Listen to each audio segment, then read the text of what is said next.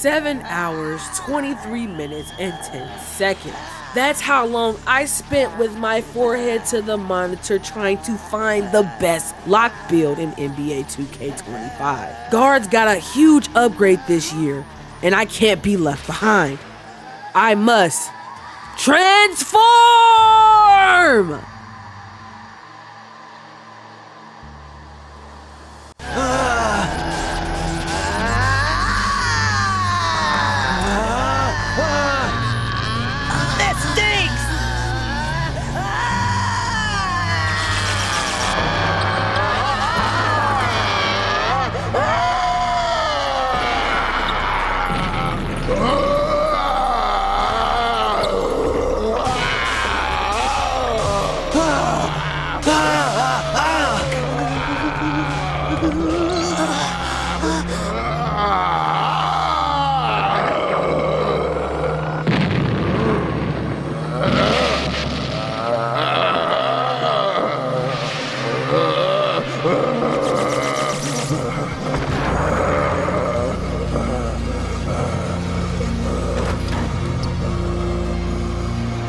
Unbelievable!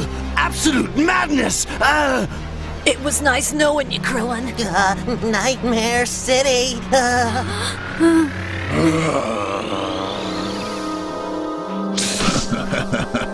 Well, this is it. I hope you're not disappointed. Hey, girl, hey! What's up, guys? It's your girl, Boo, and I'm here to give you everything you need to know about the builder in NBA 2K25. But before I nerd out and break this builder for you, I'm gonna need you to do a couple things, okay? Hit that subscribe button, turn on your post notifications so you don't miss out on any of the heat that we're dropping this year. And since they had to kick me out of the playroom, I'm gonna need y'all to drop a like. Also, comment down below what builds you want me to make this year, and who knows, I might actually do it. Now that we got the housekeeping items out the way, let's get right into this builder. Wait, something doesn't feel right. Much better. Let's get right into this builder. 7 hours, 23 minutes, and 10 seconds. That's how long I spent at Community Day trying to break this builder. And though I found some heat, I want to remind you guys that each of these builds that you're gonna see from any creator at Community Day should only be used as a template in order to make a build that's perfect for your playstyle. There are so many changes this year with cap breakers, animations, and takeovers, so take your time to find what's going to best fit your needs before you make any build. Also, every single build that you see is going to be changed, mainly because we don't know any animation information. So, until we have that, take every build I make with a grain of salt. First off, let's get right into the builder nuances that you need to know before you start going and making a build. Number one, anytime you want to put up an attribute, check for anything that's in yellow. Those are the attributes that are tied together that will automatically go up when you try to increase that category. There are way more attributes tied together this year compared to 24, so take your time trying to figure out what you want to upgrade. Number two, each attribute has a description box right next to it that tells you exactly what that attribute is supposed to affect in game. So no more guessing this year what agility and speed will ball affects. You should already know. Number three, stamina is no longer in the builder. Remember from the courtside report, you upgrade that weekly in the Gatorade gym. Number four, rebounding is its own attribute category this year. It is highlighted in purple. So when checking your takeovers, which we'll talk about next, make sure you have the proper rebounding attribute to unlock that takeover. Old board is way cheaper than defensive rebound. So for you bigs looking for high rebounding, keep that in mind. Number five, when you unlock a takeover, it will highlight in white. As a recap, there are 72 takeovers with 14 takeover abilities that you unlock at level 5. And just because you see a takeover ability doesn't mean they have a specific category boosted. You can equip and change them anytime in between games. And so far, we can confirm you only get one takeover per build. So before you hit that confirm button in the builder, make sure you hit R1 to check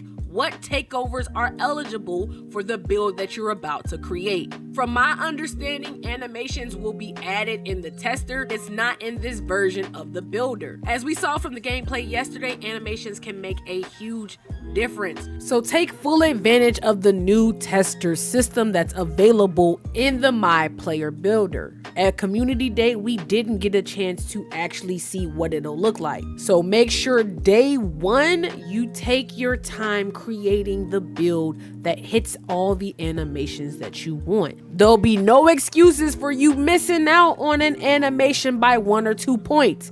In the tester, you can literally equip your animations. Do your due diligence and take your time. Number 6, based on the time that we tested, it doesn't seem as if switching a position gives you more attribute points or change the cost to attribute ratio that is set for your height. So for example, last year you can create 6'6" locks at the power forward position to give you more weight, which will then give you more attributes. You can still create a 6'6" at the power forward position with higher weight, but it doesn't give you more attribute points to spend. Number 7, attribute points are weighted based on what is most important to your build, which is similar to what it was in NBA 2K24, but the ratios this year have been changed. For example, this year, if you are a guard under 6'3", dunk is way cheaper than layup. For the lock build that we're about to see, post control is way cheaper than what standing dunk is this year. So try to min-max your build to fit whatever your playstyle is for the player you're creating. Speaking of those smaller builds, we know in NBA 2K24, especially if you were under 6'3", they had a horrible time playing the game last year because they were contested way more.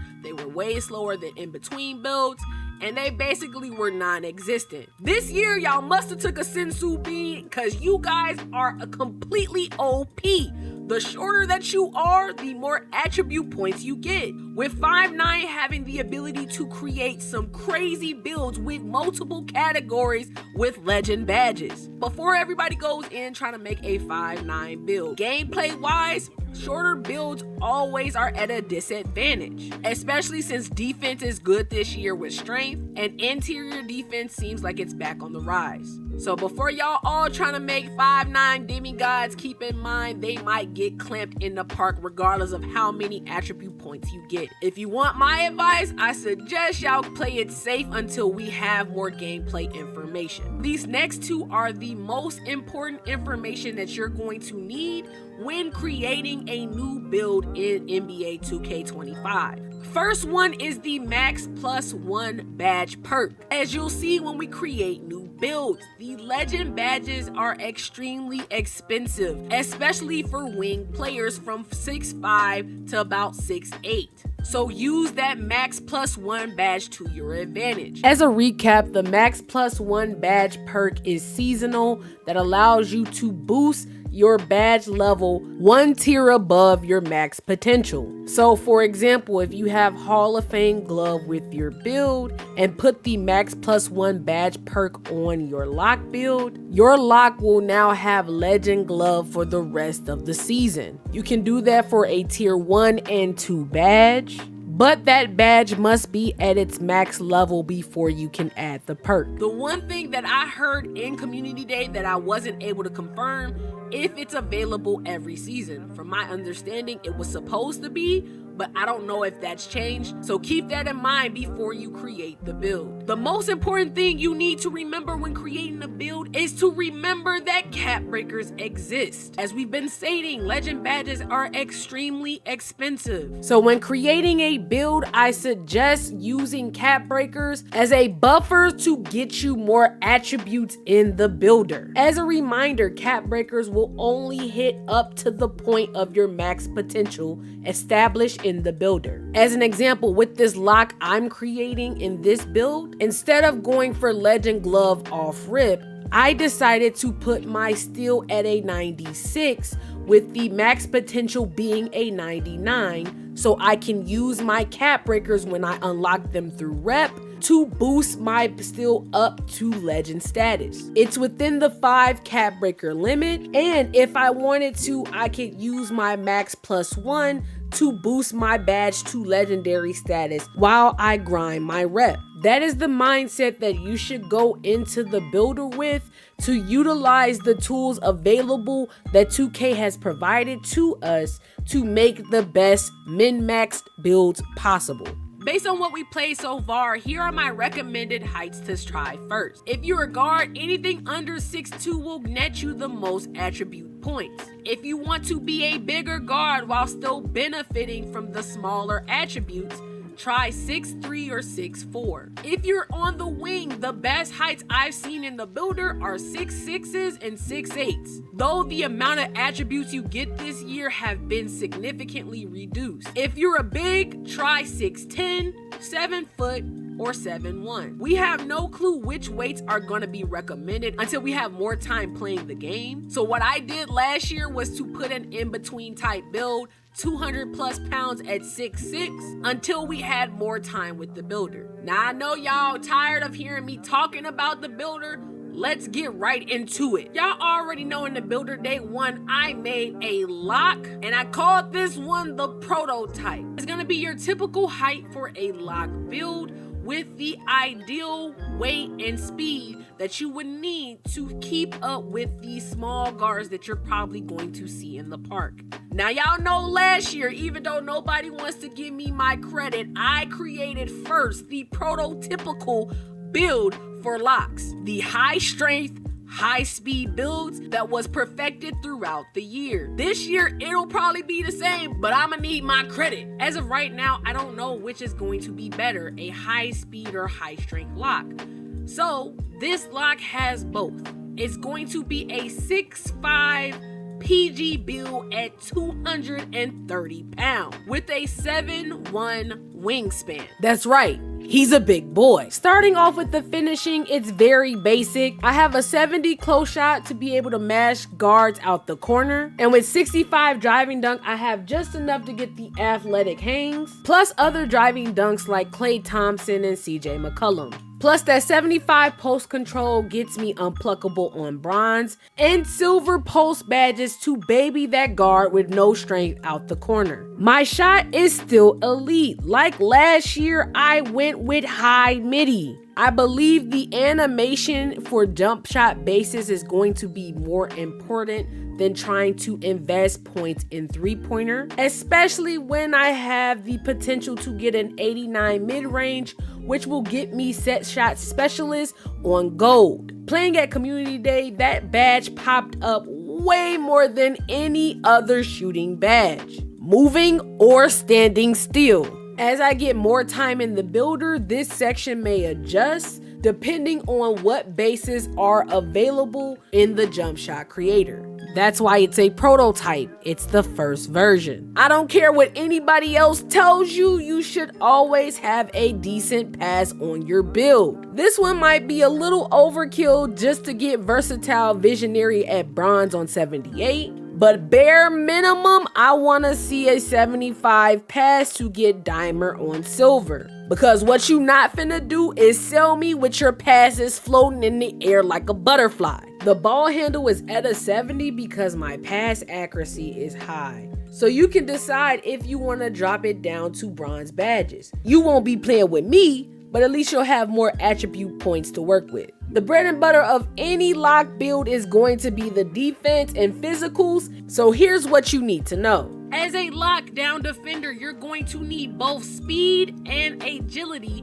in order to be successful. As I stated in my gameplay video yesterday, speed is for downhill encounters, meaning if you're going up and down the length of the court, you're going to want a high speed. On this prototype, it's lower than usual, but if you have a good swing behind you, it's not gonna make as much of a difference. For agility, as a lock, you're gonna want extremely high because it's the badge for your lateral movement, meaning from left and right up the court. It also determines how fast you change direction and burst without the ball. So as a lock, you're gonna want that as high as possible. So with my perimeter defense being 96 and my agility being at least 86, I get on ball menace Hall of Fame. That badge pops up way more this year. It's real cute that y'all think y'all gonna get some relief because we don't have Rice Stick Ripper and Glove stacking this year. But don't get too happy because we still have a perimeter badge that stacks on top of each other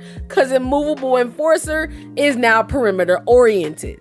So with an 82 strength, a 96 perimeter, and a 96 steal, I'm playing Kesey levels of defense at Community Day, giving that strong black Air Force energy, fouling everything you're not getting past me. The ideal lockdown.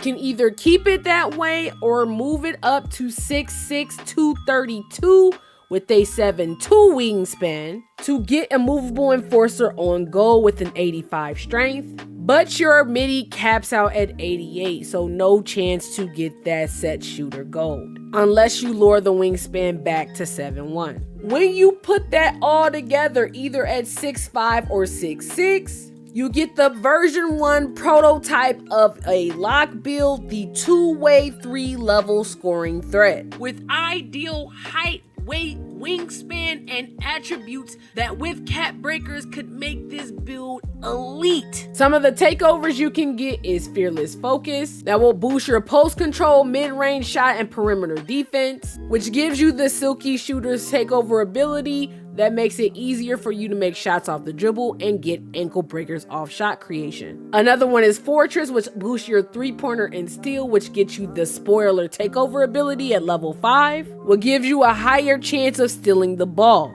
Glue gives you the perimeter steal and strength boost, which gives you the Vice takeover ability at level 5, which makes it easier for guards to fumble the ball when you body them up. Great Wall is just as it sounds, make you incredibly strong, which hopefully will drop you completely on the floor. Takeovers are swappable, so whatever you feel like at the moment, equip in your takeover menu. Y'all let me know in the comments how you feel about the build. If you're messing with the build, you already know you gotta hit that subscribe button, turn on your post notifications so you don't miss out on any of the builds, because like I said, this is the prototype, but it ain't the only lock build I actually created. Y'all might want to tune back in on Friday when I drop the Mighty Mouse lock. Either way, I've been your girl Boomy. You can find me on my socials under But Boom Boom, and I'll see all y'all beautiful people in the next one. Good night.